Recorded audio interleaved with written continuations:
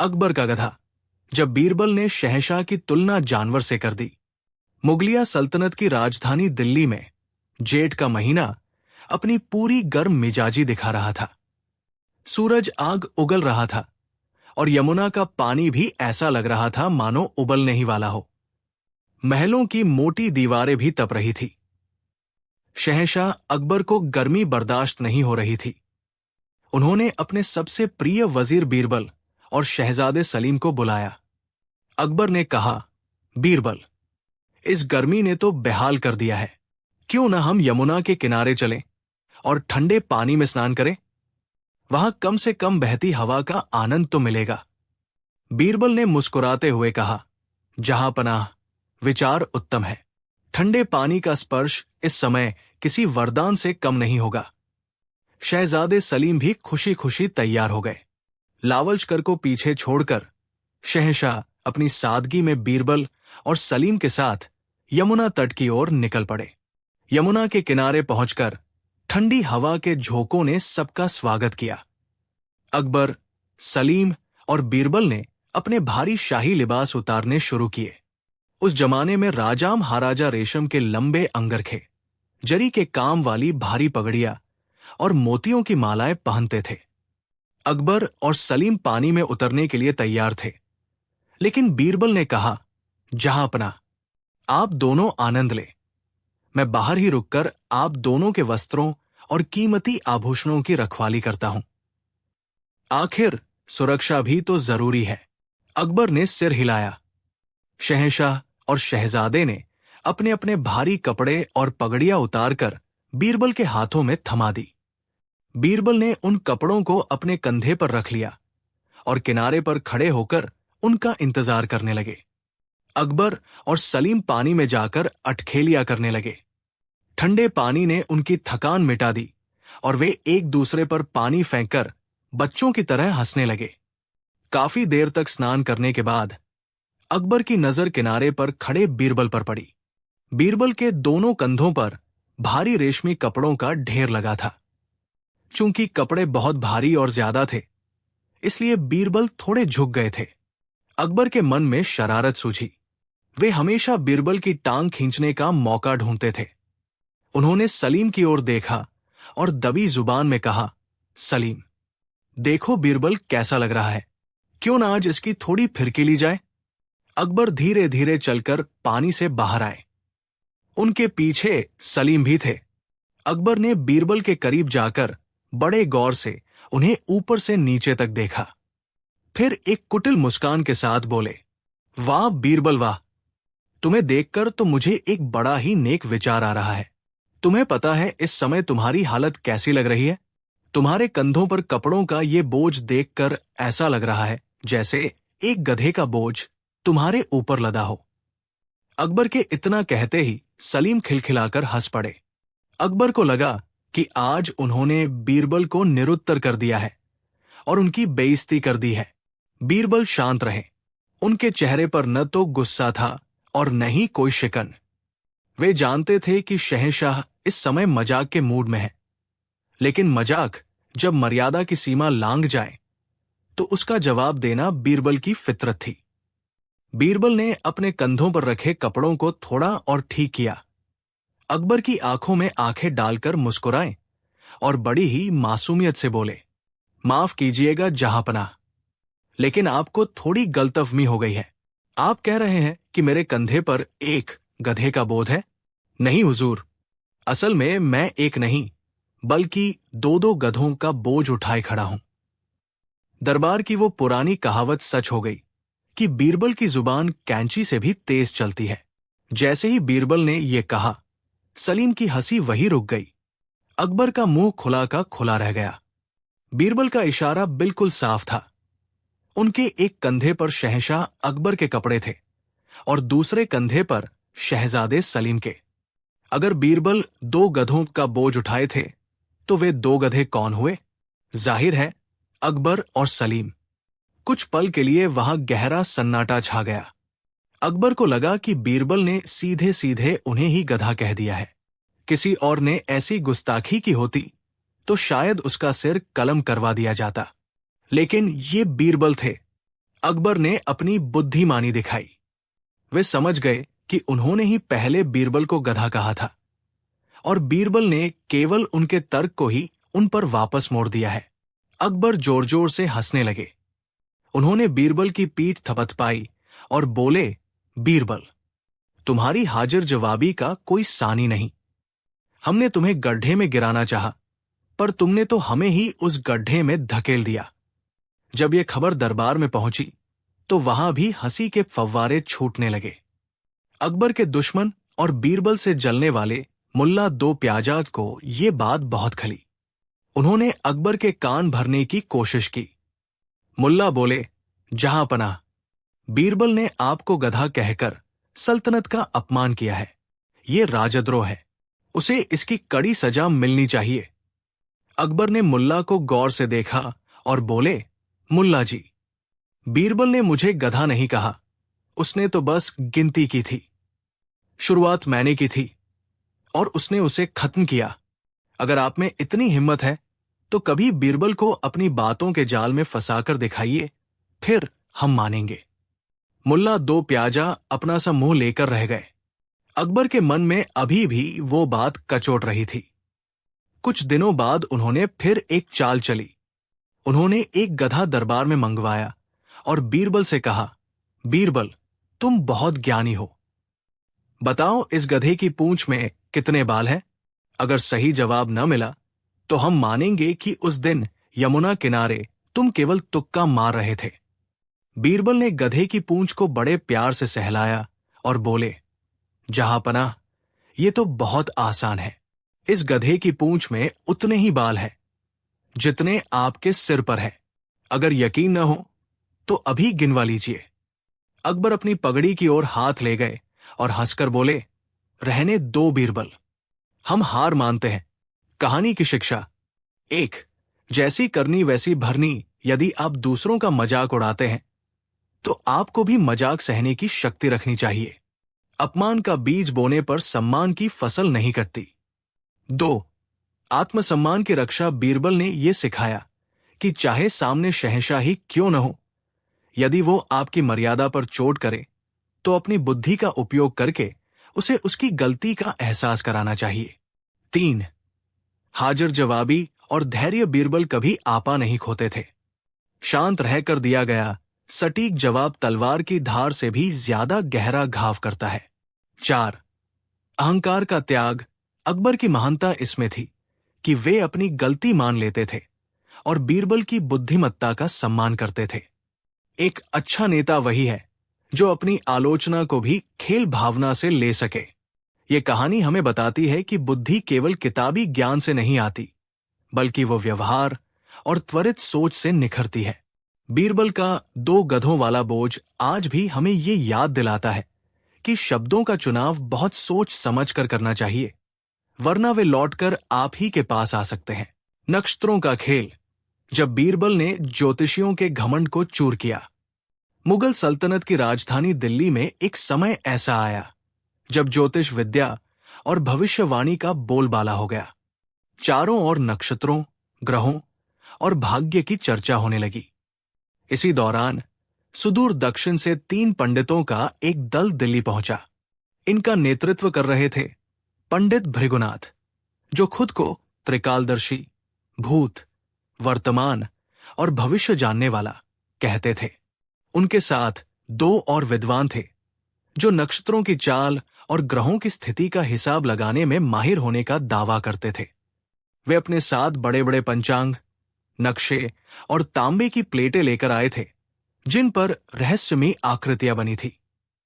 पंडित भृगुनाथ ने दरबार में प्रवेश किया और सम्राट अकबर को झुककर सलाम करने के बजाय हाथ उठाकर आशीर्वाद दिया। उन्होंने बड़े भारी स्वर में कहा, जहांपनाह, हम यहां आपके और आपकी सल्तनत के नक्षत्रों की गणना करने आए हैं।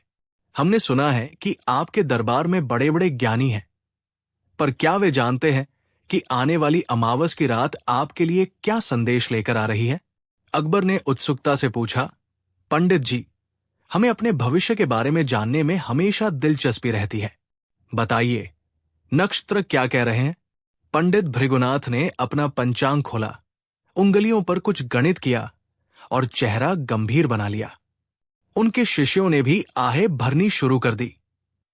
पंडित बोले, जहांपनाह, आने वाले 40 दिन आपके लिए भारी हैं। शनि और राहु की युति आपके भाग्य स्थान में हो रही है।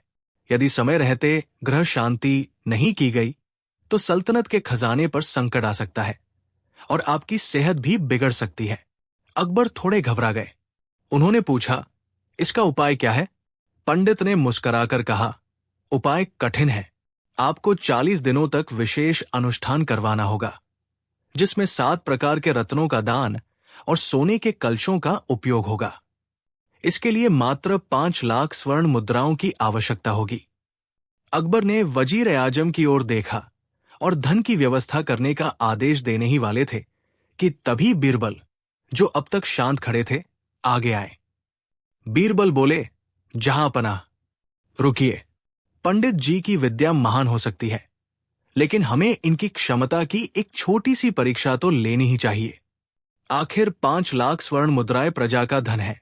इसे बिना सोचे समझे खर्च करना उचित नहीं होगा। पंडित भृगुनाथ चिढ़ गए। बीरबल, तुम एक मामूली वजीर होकर नक्षत्रों की महान विद्या को चुनौती दे रहे हो? क्या तुम जानते हो कि ग्रहों की चाल कभी गलत नहीं होती? बीरबल ने मुस्कुराते हुए कहा, पंडित जी, मुझे ग्रहों पर पूरा भरोसा है, पर आपके हिसाब पर थोड़ा संदेह है। अगर आप सच में त्रिकालदर्शी हैं, तो आप मेरे 3 छोटे से सवालों के जवाब दे दीजिए। यदि आप सही निकले तो जहांपनाह आपको 5 लाख के बजाय 10 लाख स्वर्ण मुद्राएं देंगे। अकबर ने भी हामी भर दी। पंडित भृगुनाथ को लगा कि वे आसानी से जीत जाएंगे। बीरबल ने पंडित की आंखों में झांकते हुए पूछा, पंडित जी, आप दूसरों का भविष्य बता रहे हैं। क्या आप मुझे ये बता सकते हैं कि आज से ठीक 10 मिनट बाद आपके साथ क्या होने वाला है? क्या आपके नक्षत्रों ने आपको बताया है कि आपके अगले कदम पर क्या लिखा है? पंडित ने पंचांग देखा और गर्व से कहा, मेरे नक्षत्र कह रहे हैं कि अगले 10 मिनट में मुझे सम्राट से सम्मान और उपहार मिलेगा। बीरबल ने तुरंत अपने रक्षक को इशारा किया। रक्षक ने आगे बढ़कर पंडित जी की भारी पोटली छीन ली और उन्हें दरबार के कोने में एक साधारण चटाई पर बैठने का आदेश दिया। बीरबल बोले, क्षमा करे पंडित जी, आपके नक्षत्रों ने आपको ये क्यों नहीं बताया कि अगले 10 मिनट में आपका अपमान होगा और आपको जमीन पर बैठना पड़ेगा? दरबार में हंसी गूंज उठी। पंडित का चेहरा लाल हो गया, पर उन्होंने कहा, यह तो केवल एक संयोग था। अगला सवाल पूछो।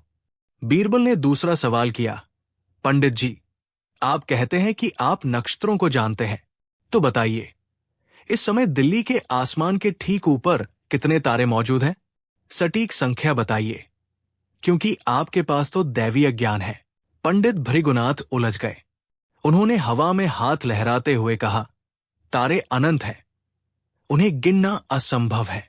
बीरबल ने तुरंत दरबार के बाहर खड़े एक गधे को मंगवाया।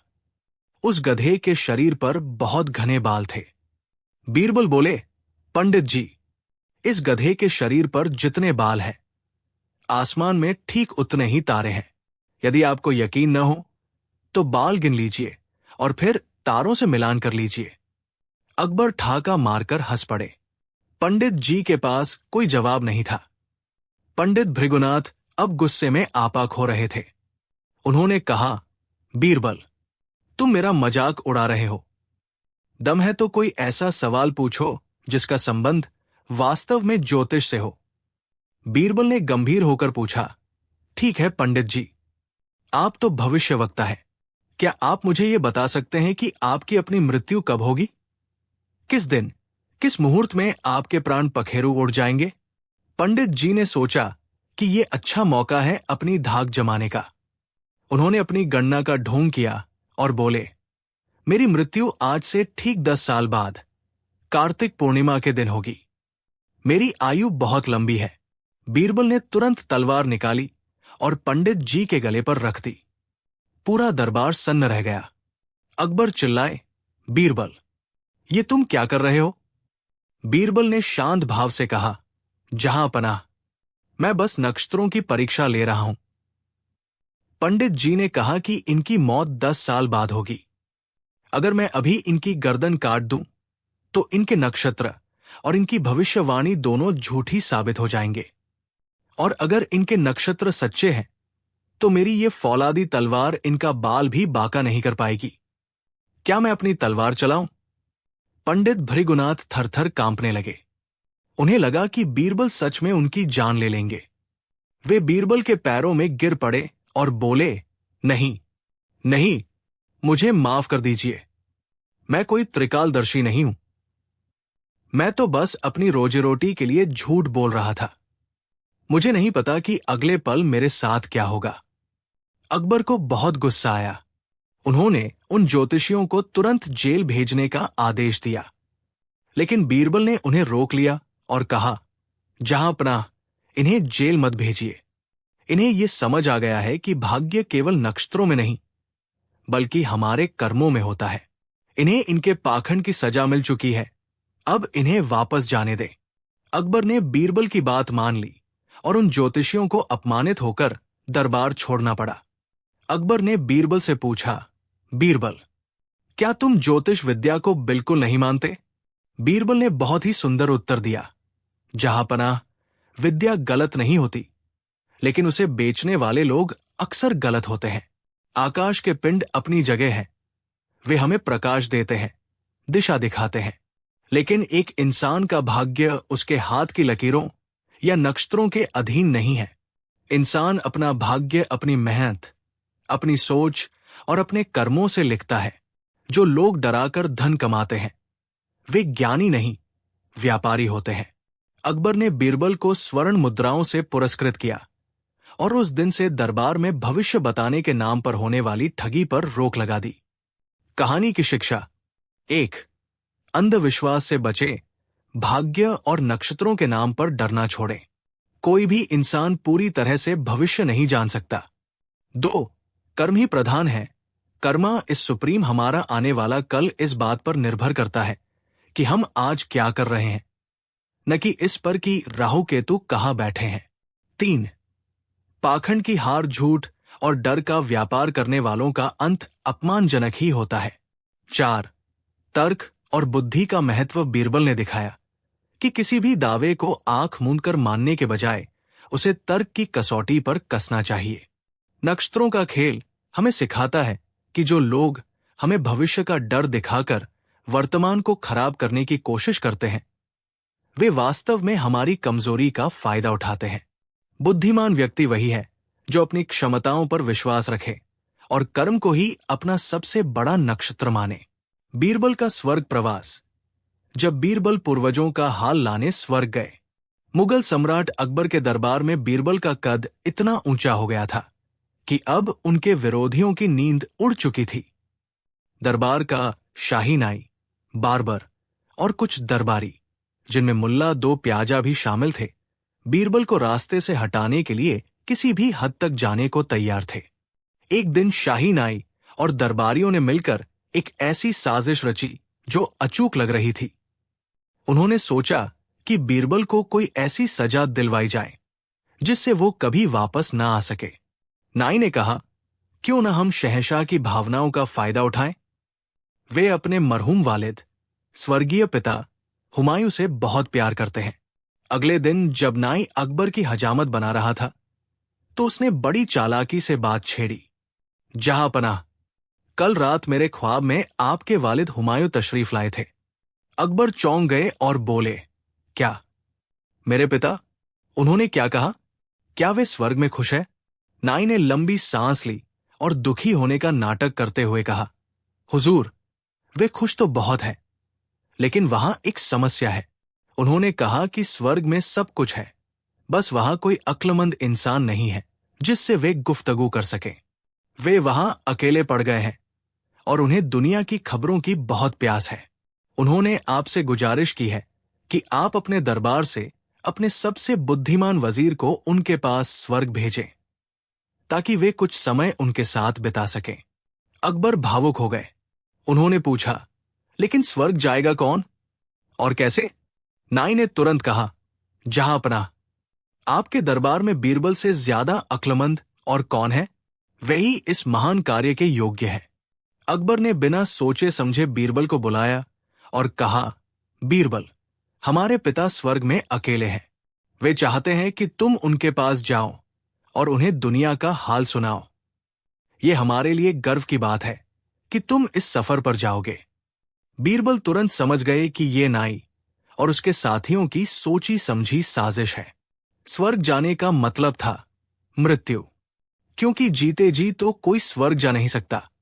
बीरबल ने पल भर सोचा और मुस्कुराकर कहा, जहांपनाह, ये तो मेरा सौभाग्य है। मैं आपके पिता की सेवा जरूर करूंगा, लेकिन स्वर्ग का सफर लंबा है, इसलिए मुझे अपनी तैयारी के लिए 1 महीने का समय चाहिए। साथ ही मुझे अपने परिवार के लिए कुछ धन की भी आवश्यकता होगी, ताकि मेरी अनुपस्थिति में उन्हें कष्ट न हो। अकबर मान गए। विरोधियों के चेहरे पर जीत की चमक थी। उन्हें लगा कि अब बीरबल का अंत निश्चित है। बीरबल घर पहुंचे। उन्होंने अपनी पत्नी को सब बताया। पत्नी रोने लगी, पर बीरबल ने कहा, धैर्य रखो, मैं मरने नहीं जा रहा। बीरबल ने अपने घर के पिछवाड़े एक ऐसी जगह चुनी जहां उनका अंतिम संस्कार किया जाना था। उन्होंने उस स्थान से अपने घर के अंदर तक एक गुप्त सुरंग, टनल खुदवाई। सुरंग का एक सिरा ठीक उस जगह खुलता था जहां चिता सजाई जानी थी। सुरंग के ऊपर उन्होंने घास और सूखी लकड़ियां बिछा दी, ताकि किसी को शक न हो। पूरे 1 महीने तक बीरबल ने अपने इस गुप्त रास्ते का परीक्षण किया। उन्होंने ये भी सुनिश्चित किया कि सुरंग के अंदर हवा का प्रवाह बना रहे। 1 महीने बाद पूरा दरबार और शहर के लोग यमुना किनारे इकट्ठा हुए। बीरबल को एक ऊंची चिता पर बैठाया गया। नाई और दरबारी खुशी से फूले नहीं समा रहे थे। अकबर ने भारी मन से बीरबल को विदा किया। जैसे ही चिता में आग लगाई गई और घना धुआं उठा, बीरबल ने अपनी चतुराई दिखाई। धुएं की ओट लेकर वे चिता के नीचे बने गुप्त द्वार से सुरंग में उतर गए और सुरक्षित अपने घर पहुंच गए। बाहर लोगों को लगा कि बीरबल जलकर राख हो गए और स्वर्ग सिधार गए। दरबारियों ने जश्न मनाया और अकबर कई दिनों तक उदास रहे। बीरबल अपने घर में छिपकर रहने लगे। उन्होंने करीब 6 महीने तक अपनी दाढ़ी और बाल नहीं काटे। उनके बाल लंबे हो गए और दाढ़ी बढ़कर छाती तक पहुंच गई। वे बिल्कुल किसी साधु या ऋषि की तरह दिखने लगे। जब उन्हें लगा कि अब सही समय है, तो वे एक सुबह अचानक दरबार में हाजिर हुए। दरबार में सन्नाटा छा गया। लोग चिल्लाने लगे, भूत! बीरबल का भूत आ गया। अकबर अपनी गद्दी से उछल पड़े। उन्होंने गौर से देखा और चिल्लाए, बीरबल, क्या ये सचमुच तुम हो? तुम स्वर्ग से वापस कैसे आए? बीरबल ने झुककर सलाम किया और कहा, जी जहांपनाह, मैं साक्षात आपके सामने हूं। स्वर्ग में आपके पिता के साथ मेरा समय बहुत अच्छा बीता। अकबर ने उत्सुकता से पूछा, बताओ, मेरे पिता कैसे हैं? उन्होंने क्या संदेश भेजा है? बीरबल ने गंभीरता से कहा, हुजूर, आपके पिता बहुत खुश हैं। स्वर्ग में सोने के महल है, अमृत की नदियां हैं और अप्सराओं का नाच है। वे आपकी तरक्की से बहुत प्रसन्न हैं। लेकिन क्या बीरबल? अकबर ने घबराकर पूछा। बीरबल ने अपनी लंबी दाढ़ी सहलाते हुए कहा, जहांपनाह, स्वर्ग में सब कुछ है, बस वहां एक नाई, बार्बर नहीं है। आपके पिता के बाल और दाढ़ी मेरी तरह ही बहुत बढ़ गए हैं। वे बहुत गंदे लग रहे हैं। स्वर्ग में कोई बाल काटने वाला नहीं है, इसलिए उन्होंने बड़ी मिन्नत की है कि आप अपने शाही नाई को तुरंत स्वर्ग भेजें, ताकि वो उनकी हजामत बना सके। अकबर ने तुरंत नाई की ओर देखा। नाई का चेहरा पीला पड़ गया। उसके हाथ पांव कांपने लगे। उसने कभी सपने में भी नहीं सोचा था कि उसका बुना हुआ जाल उसी पर आकर गिरेगा। अकबर ने गर्जना की, नाई, तुम खुशनसीब हो। हमारे पिता ने तुम्हें याद किया है। अभी इसी वक्त स्वर्ग जाने की तैयारी करो। नाई अकबर के पैरों में गिर पड़ा और रोने लगा। उसने सारा सच उगल दिया कि कैसे उसने बीरबल को मारने के लिए ये कहानी गढ़ी थी। अकबर को बहुत गुस्सा आया। उन्होंने नाई और उसके साथियों को कड़ी सजा दी और बीरबल को गले लगा लिया। कहानी की शिक्षा। 1. बुराई का अंत बुरा जो दूसरों के लिए गड्ढा खोदता है, वो खुद ही उसमें गिरता है, जैसा कि नाई ने बीरबल के लिए किया और अंत में खुद फंस गया। 2. धैर्य और बुद्धि। संकट के समय घबराने के बजाय अपनी बुद्धि का इस्तेमाल करना चाहिए। बीरबल ने मृत्यु को सामने देखकर भी अपनी अक्ल नहीं खोई। 3. अंधविश्वास और भावुकता से बचें। अकबर की भावुकता ने उन्हें एक असंभव बात पर विश्वास करने को मजबूर कर दिया। किसी की बातों पर आंख मूंदकर विश्वास नहीं करना चाहिए। 4. सत्य की अजेयता। सत्य को कुछ समय के लिए दबाया जा सकता है, जैसे बीरबल 6 महीने गायब रहे, लेकिन वो अंततः विजयी होकर बाहर आता है। बीरबल का अवतार या स्वर्ग की यात्रा की ये कहानी हमें सिखाती है कि चतुराई केवल शब्दों का खेल नहीं है, बल्कि ये कठिन परिस्थितियों से बाहर निकलने का एक माध्यम है। बीरबल की ये जीत केवल उनकी व्यक्तिगत जीत नहीं थी, बल्कि ये न्याय और सत्य की जीत थी। शाही चिड़ियाघर। जब बीरबल ने शेर को घास खिलाने का दावा किया, मुगल सम्राट अकबर को नई नई चीजों का बहुत शौक था। कभी उन्हें पेंटिंग का शौक चढ़ता, तो कभी वे इत्र के दीवाने हो जाते। एक बार उनके मन में विचार आया कि क्यों न दिल्ली में एक शाही चिड़ियाघर, रॉयल जू बनाया जाए, जो दुनिया में सबसे अनूठा हो।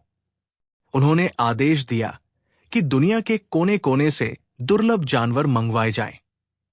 कुछ ही महीनों में दिल्ली में अफ्रीका के हाथी, चीन के सुनहरे पक्षी और अरब के तेज तर्रार घोड़े आ पहुंचे। लेकिन उस चिड़ियाघर का सबसे बड़ा आकर्षण था सुल्तान। सुल्तान एक विशालकाय और खूंखार बब्बर शेर था, जिसे फारस के शाह ने तोहफे में भेजा था।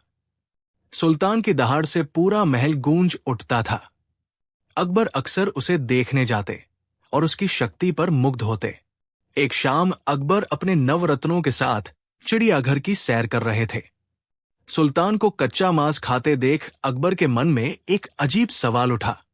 उन्होंने बीरबल से पूछा, बीरबल, ये शेर कितना शक्तिशाली है, लेकिन क्या यह मुमकिन है कि इसकी इस हिंसक प्रवृत्ति को बदला जा सके?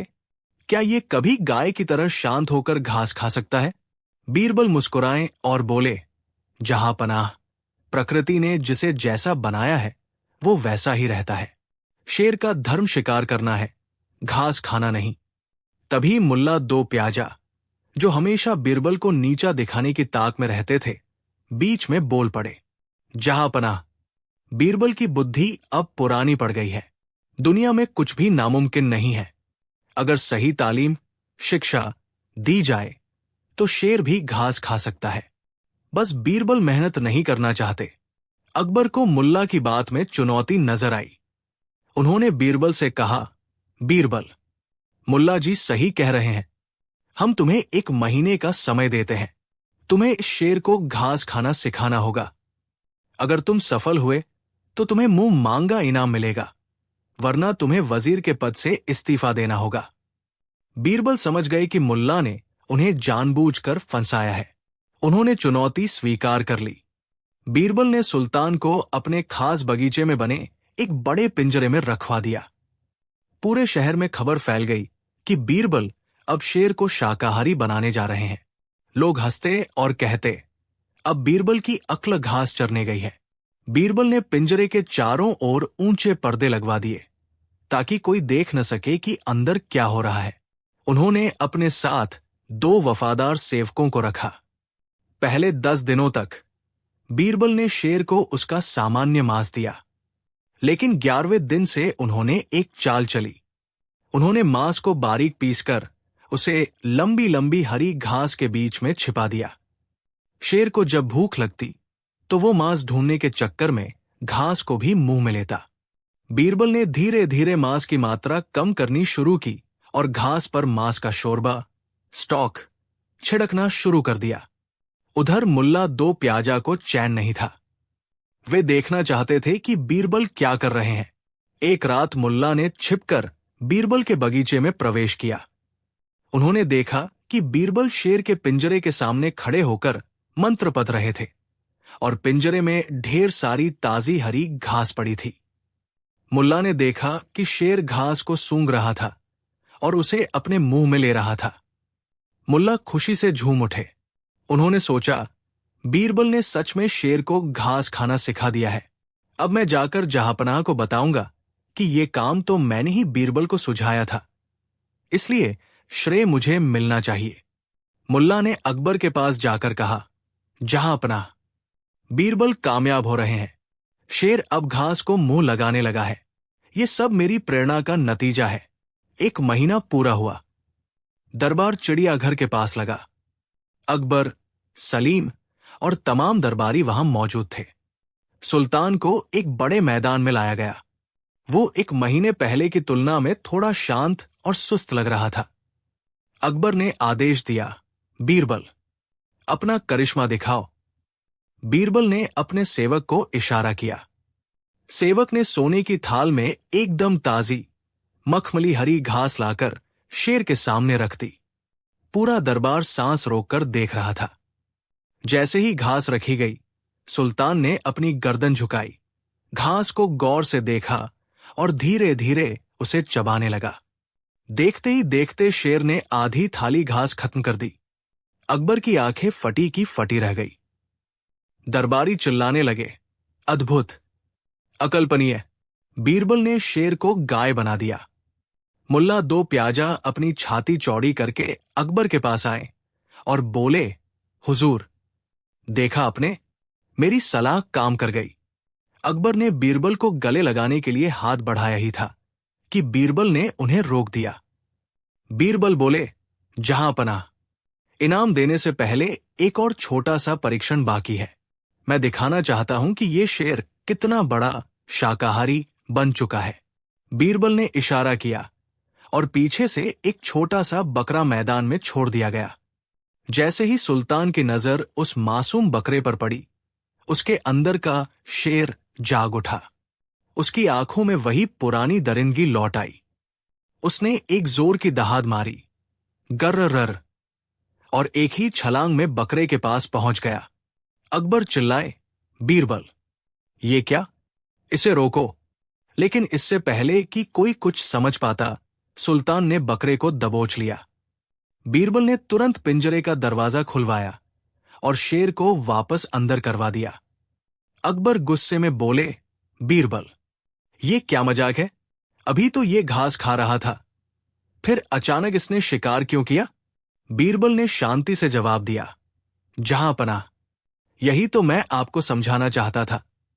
ये शेर घास नहीं खा रहा था, ये केवल भूख खा रहा था। मैंने इसे पिछले 3 दिनों से कुछ नहीं दिया था। घास पर मैंने मांस का पानी छिड़का था, इसलिए भूख के मारे ये बेचारा घास को भी मांस समझकर निगल रहा था। लेकिन जैसे ही इसने असली मांस, बकरा, देखा, ये अपनी असलियत पर लौट आया। बीरबल ने आगे कहा, हुजूर, तालीम किसी की आदत बदल सकती है, लेकिन उसकी प्रकृति, नेचर नहीं। आप कुएं को कितना भी नहला ले, वो बगुला नहीं बन सकता। और आप शेर को कितनी भी घास खिला दे, वो शाकाहारी नहीं हो सकता। ये मुल्ला जी जैसे लोगों की मूर्खता है जो प्रकृति के नियमों को बदलने का दावा करते हैं। अकबर को अपनी गलती का एहसास हुआ। उन्होंने मुल्ला 2 प्याजा की ओर देखा, जो अब शर्म के मारे घास की थाली के पीछे छिपने की कोशिश कर रहे थे। अकबर हंसते हुए बोले, बीरबल, तुमने आज फिर हमारी आंखें खोल दी। हमने व्यर्थ ही एक हिंसक जानवर से दया की उम्मीद की थी। शाही चिड़ियाघर में जानवर अपनी प्रकृति के अनुसार ही रहेंगे। हम उनके साथ कोई जबरदस्ती नहीं करेंगे। करे। अकबर ने बीरबल को उनकी ईमानदारी और बुद्धिमत्ता के लिए 1000 स्वर्ण मुद्राएं दी और मुल्ला 2 प्याजा को सजा के तौर पर 7 दिनों तक केवल घास की रोटियां खाने का हुक्म सुनाया, ताकि उन्हें पता चले कि अपनी प्रकृति के विरुद्ध भोजन करना कैसा लगता है। कहानी की शिक्षा। 1. प्रकृति अपरिवर्तनीय है। किसी व्यक्ति या जीव का मूल स्वभाव, बेसिक नेचर, कभी नहीं बदलता। आप उसे बाहरी रूप से बदल सकते हैं, लेकिन संकट या प्रलोभन के समय उसकी असलियत सामने आ ही जाती है। 2. दिखावे पर विश्वास न करें। जो काम स्वभाव के विरुद्ध हो वो केवल एक छलावा हो सकता है, जैसा कि शेर का घास खाना था। 3. मूर्खतापूर्ण सलाह से बचें। मुल्ला दो प्याजा की तरह बिना सोचे समझे किसी को असंभव कार्य के लिए उकसाना खुद के लिए अपमान का कारण बनता है। 4.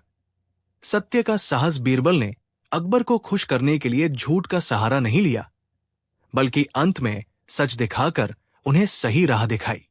शाही चिड़ियाघर की ये कहानी हमें सिखाती है कि हमें दुनिया को वैसे ही स्वीकार करना चाहिए जैसी वह है। शेर अपनी दहाड़ और शिकार के लिए ही जाना जाता है। उसे गाय बनाने की कोशिश करना केवल समय की बर्बादी है। बुद्धिमान वही है जो वास्तविकता को समझे और उसका सम्मान। क्या आपने कभी सोचा है कि वो कौन सी यात्रा है जिसमें पैर थकावट नहीं जानते, लेकिन आत्मा मीलों का सफर तय कर लेती है? क्या कोई इंसान बिना एक भी कदम उठाए कोसों की दूरी नाप सकता है?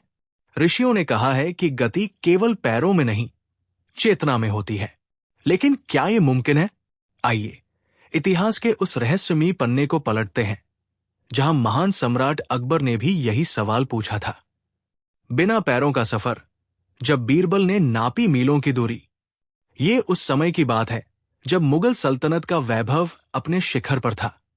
जेठ की चिलचिलाती धूप थी और सम्राट अकबर अपने प्रिय मित्र बीरबल के साथ आगरा से फतेहपुर सीकरी की ओर जा रहे थे। रास्ता लंबा था, धूल भरी आंधी चल रही थी और घोड़ों की रफ्तार भी गर्मी के कारण सुस्त पड़ गई थी। अकबर, जो स्वभाव से थोड़े अधीर थे, खिड़की से बाहर देखते हुए झुंझला उठे। उन्होंने बीरबल से कहा, बीरबल, यह रास्ता कितना लंबा और उबाऊ है।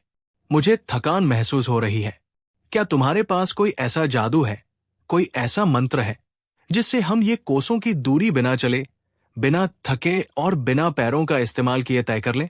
मैं चाहता हूं कि यह सफर अभी और इसी वक्त खत्म हो जाए। बीरबल मुस्कुराए। उनकी आंखों में वही चिरपरिचित चमक थी। उन्होंने कहा, जहांपनाह, भारत की इस पवित्र भूमि पर ऐसी यात्राएं प्राचीन काल से होती आई है। यदि आप चाहें तो मैं आपको अभी इसी वक्त बिना पैरों के कोसों दूर ले जा सकता हूं। आपको पता भी नहीं चलेगा और हम अपनी मंजिल पर होंगे। अकबर चौंक गए। बिना पैरों के? क्या तुम मुझे उड़ाकर ले जाओगे या धरती को छोटा कर दोगे? बीरबल ने रहस्यमयी लहजे में कहा, न मैं उड़ाऊंगा, न धरती छोटी होगी। बस आप अपनी आंखें बंद कीजिए और मेरी बात सुनिए। अकबर ने उत्सुकता में आंखें बंद कर ली। अब सन्नाटा था, बस घोड़ों के टापों की आवाज आ रही थी। बीरबल ने अपनी भारी और मखमली आवाज में एक कहानी सुनानी शुरू की। महाराज, कल्पना कीजिए, एक बहुत ही प्राचीन और गुप्त मंदिर है जो हिमालय की उन चोटियों पर है जहां बादलों का घर है। उस मंदिर में एक दिव्य दीपक जलता है। वह दीपक किसी तेल से नहीं, बल्कि सत्य की ज्योति से जलता है। एक बार एक यात्री उस दीपक की तलाश में निकला।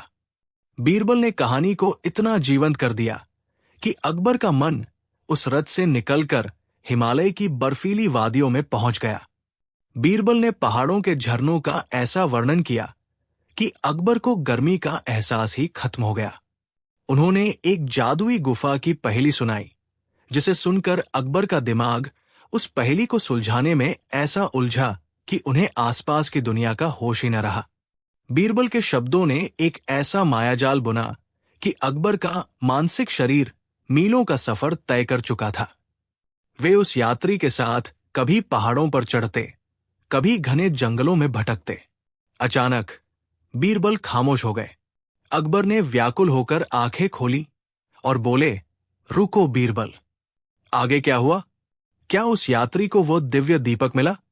बीरबल ने हाथ जोड़कर कहा, जहांपनाह, वो दीपक तो मिल ही जाएगा, लेकिन पहले इस सामने वाले दरवाजे को देखिए।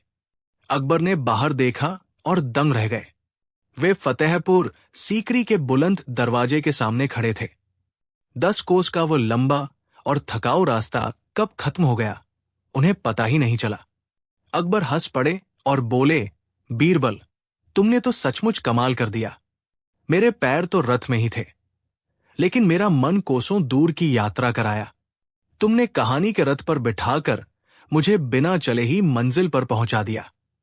बीरबल ने झुककर कहा, महाराज, यही तो वो सवारी है जिसे न पहिया चाहिए न घोड़ा, इसे बस कल्पना की गति चाहिए।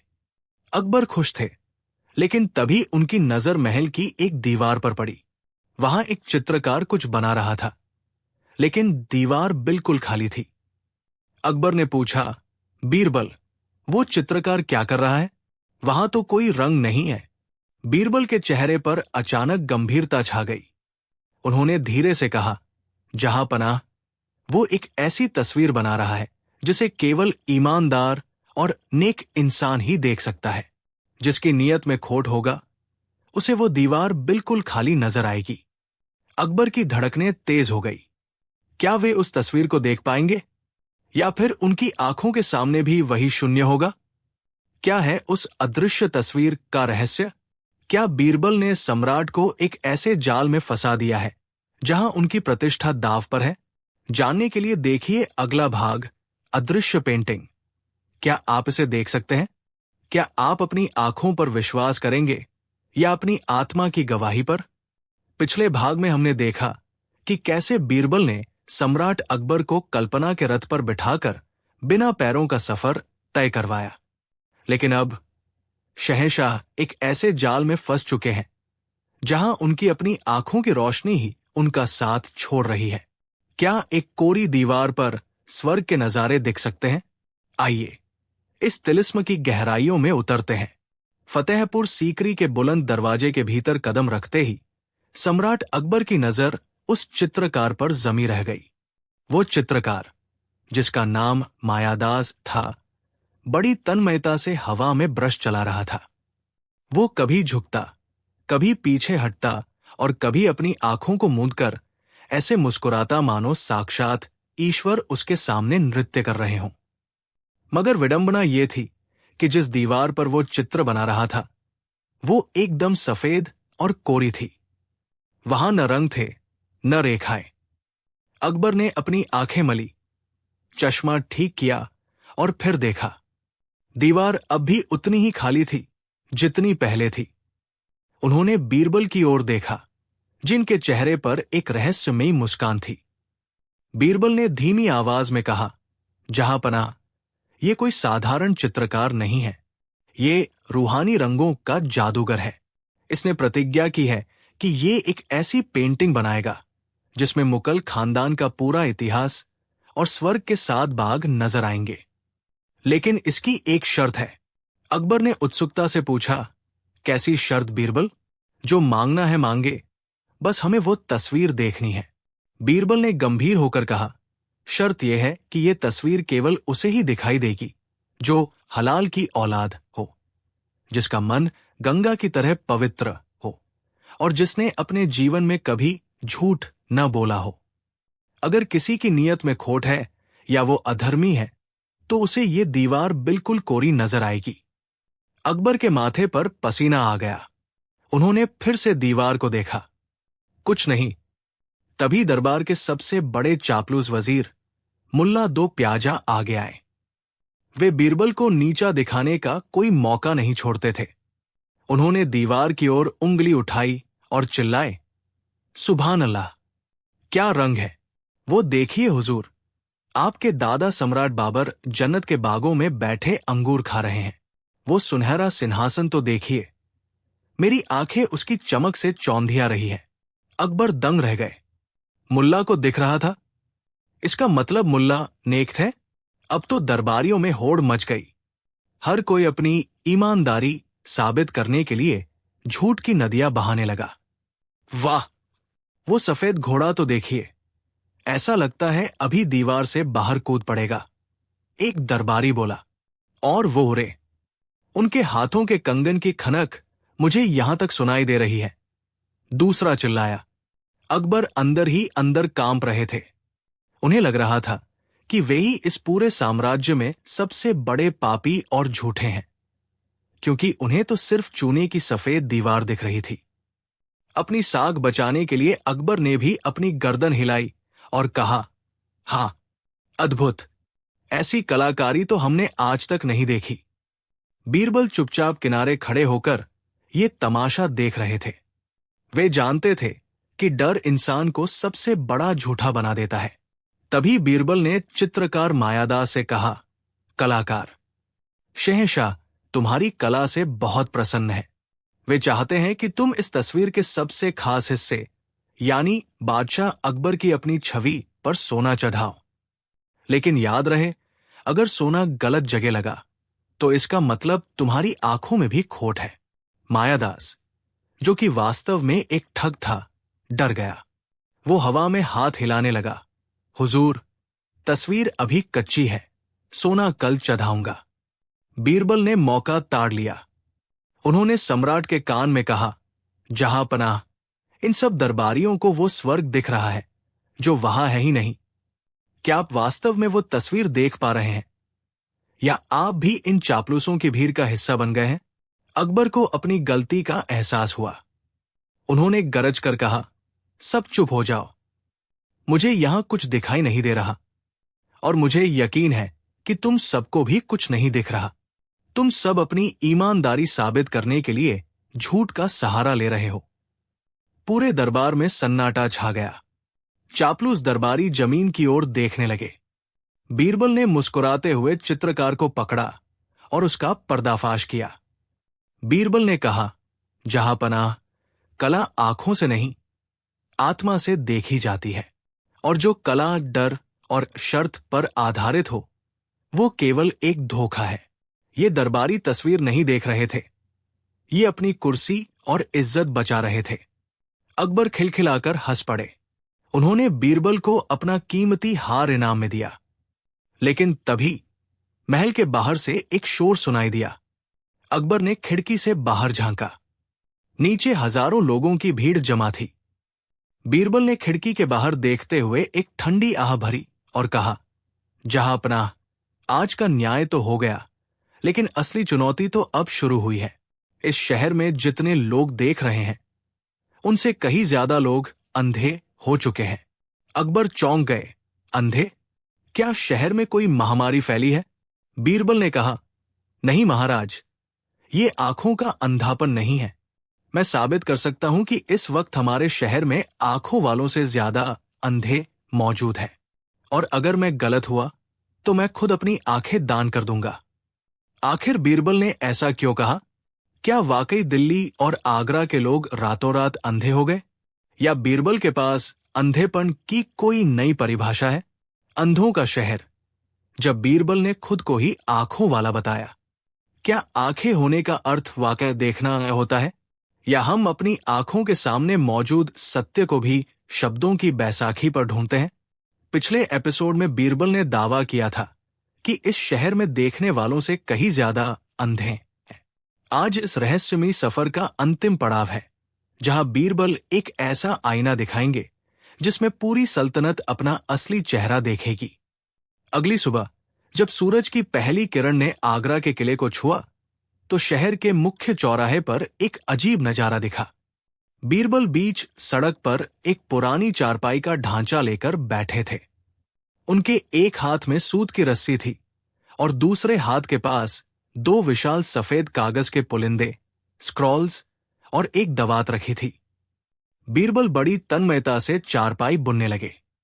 लोग वहां से गुजरने लगे और बीरबल को इस हाल में देखकर ठिठक गए। सबसे पहले शहर का एक नामी सेठ वहां से गुजरा। उसने बीरबल को देखा और रुककर पूछा, अरे बीरबल जी, ये आप क्या कर रहे हैं? क्या आप चारपाई बुन रहे हैं? बीरबल ने कोई जवाब नहीं दिया। उन्होंने बस चुपचाप अंधों की सूची वाला कागज निकाला और उस पर सेठ का नाम लिख दिया। थोड़ी देर बाद एक सिपाही निकला। उसने भी वही सवाल किया, वजीर आजम, आप यहां सड़क पर बैठकर क्या चारपाई बुन रहे हैं? बीरबल ने फिर कुछ नहीं कहा और सिपाही का नाम भी अंधों वाली लिस्ट में डाल दिया। दोपहर होते होते उस रास्ते से सैकड़ों लोग गुजरे। हर कोई रुकता, अपनी आंखों से बीरबल को चारपाई बुनते देखता और फिर वही सवाल पूछता, बीरबल, क्या तुम चारपाई बुन रहे हो? शाम होते होते बीरबल की अंधों की सूची कई फीट लंबी हो गई थी, जबकि देखने वालों वाली सूची बिल्कुल कोरी थी। तभी सम्राट अकबर अपने लावलश्कर के साथ वहां पहुंचे। उन्होंने देखा कि बीरबल पसीने से तरबतर चारपाई बुनने में व्यस्त है। अकबर अपनी जिज्ञासा नहीं रोक पाए। वे घोड़े से उतरे और बीरबल के पास जाकर बोले, बीरबल, तुम्हारा दिमाग तो ठिकाने है। तुम यहां बीच चौराहे पर बैठकर ये क्या कर रहे हो? क्या तुम चारपाई बुन रहे हो? बीरबल के चेहरे पर एक गहरी मुस्कान आई। उन्होंने धीरे से अपना पेन उठाया और अंधों की सूची में सबसे ऊपर बड़े अक्षरों में लिखा, शहंशाहेंद सम्राट अकबर। अकबर का चेहरा गुस्से से लाल हो गया। बीरबल, तुम्हारी ये जुर्रत! तुमने मेरा नाम अंधों की सूची में लिखा? क्या तुम्हें मेरी आंखें नजर नहीं आती? क्या मैं अंधा हूं? पूरा बाजार सन्न रह गया। सैनिकों ने अपनी तलवारें म्यान से बाहर निकाल ली। बीरबल शांति से खड़े हुए और सम्राट के सामने झुककर बोले, गुस्ताखी माफ हो जहांपनाह, लेकिन आप ही बताइए, आप अपनी आंखों से देख रहे हैं कि मैं यहां बैठकर चारपाई बुन रहा हूं। यह सत्य आपके सामने सूर्य की तरह स्पष्ट है। फिर भी आपने अपनी आंखों पर विश्वास करने के बजाय मुझसे वही सवाल पूछा जो आपकी आंखों ने आपको पहले ही बता दिया था। बीरबल ने आगे कहा, जहांपनाह, जो लोग अपनी आंखों के सामने घट रही घटना को देखने के बावजूद क्या कर रहे हो जैसा सवाल पूछते हैं, वे वास्तव में अपनी दृष्टि का उपयोग नहीं कर रहे। वे आंखों के होते हुए भी सत्य के प्रति अंधे हैं। वे बस शब्दों की भीड़ का हिस्सा है। अकबर की आंखों से क्रोध का पर्दा हट गया। उन्हें याद आया कि सुबह से जितने भी लोग यहां से गुजरे, सबने अपनी आंखों का प्रमाण मांगा था, न कि आंखों पर विश्वास किया था। अकबर जोर जोर से हंसने लगे। उन्होंने बीरबल को गले लगा लिया और कहा, बीरबल, तुमने आज फिर साबित कर दिया कि दुनिया देखने वालों से नहीं, समझने वालों से चलती है। बीरबल की इस चतुराई भरी यात्रा का अंत हमें एक बहुत बड़ा जीवन पाठ सिखाता है। शिक्षा, मॉरल। हम अक्सर अपनी इंद्रियों, आंखों और कानों का उपयोग तो करते हैं, लेकिन अपने विवेक, कॉमन सेंस का उपयोग करना भूल जाते हैं। हम भीड़ का हिस्सा बनकर वही सवाल पूछते हैं जिनके जवाब हमारे सामने होते हैं। 1. सत्य को आंखों से नहीं, बुद्धि से पहचाने। जो सामने है उसे स्वीकार करने के लिए प्रमाण की आवश्यकता नहीं होनी चाहिए। 2. भीड़ का हिस्सा न बने लोग क्या कह रहे हैं, इससे ज्यादा महत्वपूर्ण यह है कि सत्य क्या है। 3. Presence of mind. प्रत्युत्पन्नमतित्व बीरबल की तरह हर स्थिति को एक सीख में बदलना ही असली बुद्धिमत्ता है। मुल्ला दो प्याजा की चुनौती, महासंग्राम और मौन का संवाद। मुल्ला दो प्याजा। मुल्ला साहब अपनी विद्वत्ता और अरबी फारसी के ज्ञान पर बहुत घमंड करते थे। उन्हें लगता था कि बीरबल केवल लतीफे सुनाकर बादशाह का दिल जीत लेते हैं, जबकि असली ज्ञान तो उनके पास है। एक दिन दरबार लगा हुआ था। इत्र की खुशबू चारों ओर फैली थी। तभी मुल्ला दो प्याजा ने अपनी दाढ़ी पर हाथ फेरते हुए बादशाह से कहा, जहांपनाह, अक्सर देखा गया है कि आप हर मुश्किल सवाल के लिए बीरबल की ओर देखते हैं। क्या इस दरबार में दूसरों की बुद्धि का कोई मोल नहीं? मैं आज बीरबल को एक ऐसी चुनौती देना चाहता हूं जिससे यह सिद्ध हो जाएगा कि असली दाद-ए-इल्म, ज्ञान का उपहार किसके पास है। अकबर मुस्कुराए। उन्हें पता था कि जब भी बीरबल और मुल्ला टकराते हैं तो मनोरंजन भरपूर होता है।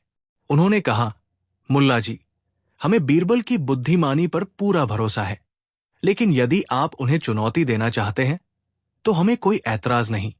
बीरबल, क्या आप तैयार हैं? बीरबल ने झुककर सलाम किया और कहा, जहांपनाह, मुल्ला साहब बड़े विद्वान हैं। उनकी चुनौती स्वीकार करना मेरे लिए सौभाग्य की बात होगी। मुल्ला दो प्याजा ने घोषणा की, यह मुकाबला 3 चरणों में होगा। पहले 2 चरणों में मैं सवाल पूछूंगा और आखिरी चरण मौन संवाद, बिना बोले बहस का होगा। अगर बीरबल हार गए तो उन्हें अपनी विद्वान की उपाधि छोड़नी होगी। पूरे दरबार में सन्नाटा छा गया। दरबारी खुसुर पुसुर करने लगे कि आज बीरबल फंस गए हैं। मुल्ला दो प्याजा ने अपना पहला सवाल दागा। उन्होंने बड़े गर्व से पूछा, बीरबल, तुम दुनिया भर की बातें करते हो, क्या तुम मुझे बता सकते हो कि इस पूरी धरती का केंद्र, सेंटर, कहाँ है? अगर तुम सही जवाब नहीं दे पाए तो मान लेना कि तुम्हारा ज्ञान अधूरा है। अकबर ने बीरबल की ओर देखा। बीरबल के चेहरे पर शिकन तक न थी। वे धीरे से उठे, अपने हाथ में पकड़ी हुई लोहे की छड़ी उठाई और दरबार के बीचों बीच फर्श पर एक गहरी लकीर खींचकर छड़ी को एक जगह गाड़ दिया। बीरबल बोले, मुल्ला साहब, जहां मेरी ये छड़ी गड़ी है, ठीक यही जगह पूरी धरती का केंद्र है। मुल्ला झल्लाकर बोले, ये कैसे हो सकता है? इसका क्या प्रमाण है?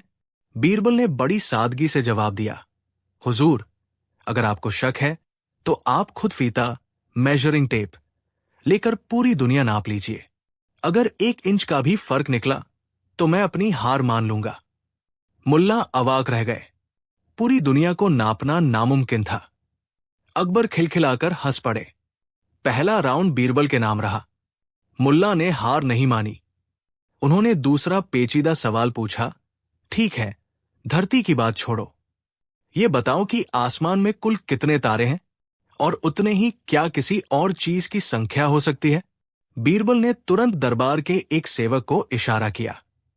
थोड़ी देर बाद सेवक एक बड़ी और बेहद घने बालों वाली भेड़ लेकर हाजिर हुआ। बीरबल बोले, मुल्ला जी, इस भेड़ के शरीर पर जितने बाल हैं, ठीक उतने ही तारे आसमान में हैं। अगर आपको यकीन न हो तो आप तारों को गिनना शुरू करें और मैं इस भेड़ के बाल गिनना शुरू करता हूं। सुबह तक पता चल जाएगा कि कौन सही है। मुल्ला दो प्याजा अपनी हार देख चिढ़ गए। उन्होंने कहा, यह तो मजाक हुआ, कोई भेड़ के बाल कैसे गिन सकता है? बीरबल ने उत्तर दिया, तो हुजूर, कोई आसमान के तारे कैसे गिन सकता है? आपने जैसा सवाल पूछा वैसा ही जवाब पाया। अकबर ने अपनी गद्दी पर झूमते हुए कहा, लाजवाब बीरबल। मुल्ला जी, अब आखिरी और सबसे कठिन चरण की बारी है। मुल्ला दो प्याजा ने अब अपना ब्रह्मास्त्र निकाला। उन्होंने कहा, अब हम बोलेंगे नहीं, मैं इशारों में सवाल करूंगा और बीरबल को इशारों में ही जवाब देना होगा। अगर बीरबल ने मेरे इशारे का गलत मतलब निकाला तो वे हार जाएंगे। ये सबसे कठिन परीक्षा थी। इशारों के कई अर्थ निकल सकते थे। मुल्ला दो प्याजा ने अपनी एक उंगली हवा में उठाई और बीरबल की ओर देखा। बीरबल ने बिना देर किए 2 उंगलियां दिखाई। मुल्ला थोड़ा चौंके। फिर उन्होंने अपना पूरा हाथ, 5 उंगलियां फैला कर दिखाया। बीरबल ने तुरंत अपना मुक्का, मुट्ठी बांध कर दिखाया। अब मुल्ला ने अपनी जेब से एक प्याज निकाला और बीरबल को दिखाया। बीरबल ने अपनी जेब से एक छोटा सा नींबू निकाला और मुल्ला की ओर बढ़ा दिया। अचानक मुल्ला दो प्याजा के पसीने छूटने लगे। उन्होंने अपने घुटने टेक दिए और अकबर से कहा, जहां पना, बीरबल जैसा कोई नहीं, मैं अपनी हार स्वीकार करता हूं। पूरा दरबार अचंभित था। किसी को समझ नहीं आया कि हुआ क्या। अकबर ने उत्सुकता से पूछा, मुल्ला जी, हमें भी तो समझाइए कि आप दोनों के बीच क्या बातचीत हुई। मुल्ला दो प्याजा का स्पष्टीकरण। मुल्ला ने कहा, हुजूर, मैंने एक उंगली उठाई जिसका मतलब था कि ईश्वर एक है। बीरबल ने 2 उंगलियां दिखाई जिसका मतलब था कि ईश्वर और उसकी आत्मा, जीव 2 है, या फिर राजा और प्रजा 2 है। फिर मैंने 5 उंगलियां दिखाई जिसका मतलब था कि इंसान 5 तत्वों से बना है। बीरबल ने मुक्का दिखाया जिसका मतलब था कि जब ये 5 तत्व एक साथ मिलते हैं तभी शरीर में शक्ति, एकता आती है।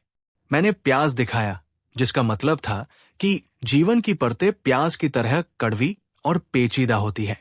बीरबल ने नींबू दिखाया जिसका मतलब था कि भले ही जीवन में कड़वाहट हो, लेकिन ज्ञान का एक छोटा सा कतरा, नींबू, उस कड़वाहट को दूर कर उसे जायकेदार बना सकता है। अकबर ने बीरबल की ओर देखा और पूछा, बीरबल, क्या तुमने भी यही सोचा था? बीरबल ठाका मारकर हंसे और बोले, नहीं जहांपनाह। मुल्ला जी ने जब एक उंगली दिखाई तो मुझे लगा कि वे कह रहे हैं कि मैं तुम्हारी एक आंख फोड़ दूंगा। तो मैंने 2 उंगलियां दिखाई कि मैं तुम्हारी दोनों आंखें फोड़ दूंगा। फिर उन्होंने हाथ फैलाया।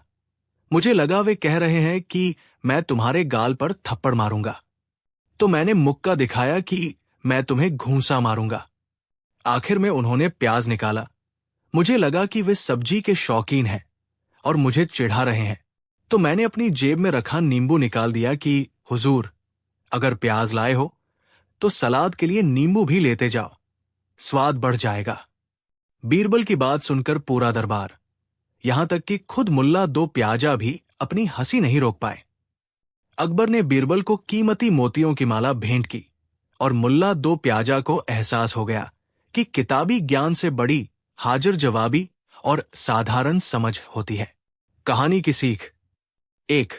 बुद्धि का प्रयोग, किताबी ज्ञान और डिग्रियां इंसान को विद्वान बना सकती है, लेकिन असल जीवन की समस्याओं के लिए हाजिर जवाबी और सामान्य ज्ञान की आवश्यकता होती है। 2. दृष्टिकोण: एक ही चीज को देखने के 2 अलग अलग नजरिए हो सकते हैं। जहां मुल्ला दार्शनिक सोच रहे थे, बीरबल व्यावहारिक और मजाकिया सोच रहे थे। 3. ईर्ष्या का फल ईर्ष्या हमेशा इंसान को नीचा दिखाती है। अपनी योग्यता को साबित करने के लिए दूसरों को गिराने की जरूरत नहीं होती। ये कहानी हमें सिखाती है कि चाहे चुनौती कितनी भी गंभीर क्यों न हो, अगर हम शांत रहकर अपनी चतुराई का प्रयोग करें तो बड़ी से बड़ी मुश्किल को हंसी में टाला जा सकता है।